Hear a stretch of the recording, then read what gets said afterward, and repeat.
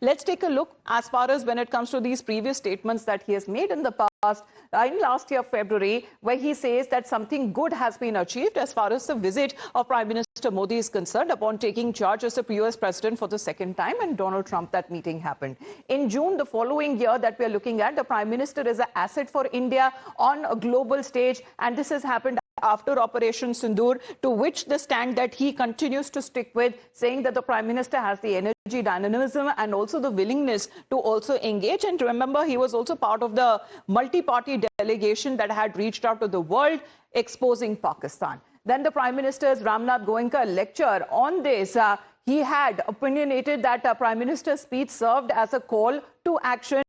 And also, as far as when it comes to the election win is now concerned, previously, this is in 2022, the Prime Minister, as Dr. Tharoor praised, is a man of tremendous vigor and also of dynamism. And also saying, when it comes to defying what has now been looked upon as the party line, this is not the first time that Dr. Tharoor has, made such kind of comments. Now, let's take a look. In June 2025, as he said, that Prime Minister is actually an asset for India.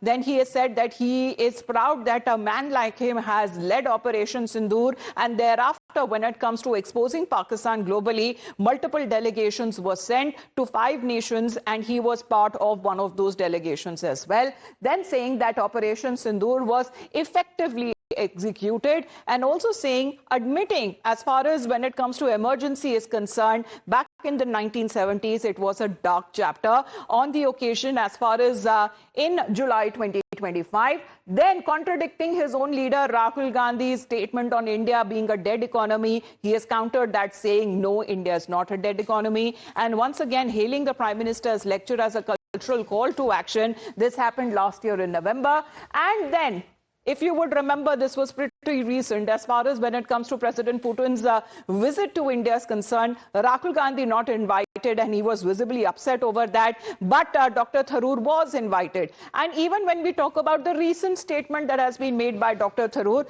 as far as him posting a picture with Gautam Gambhir, who himself is a former BJP MP, where he says that his job seems to be as the Team India head coach, the second most busiest job after the Prime Minister.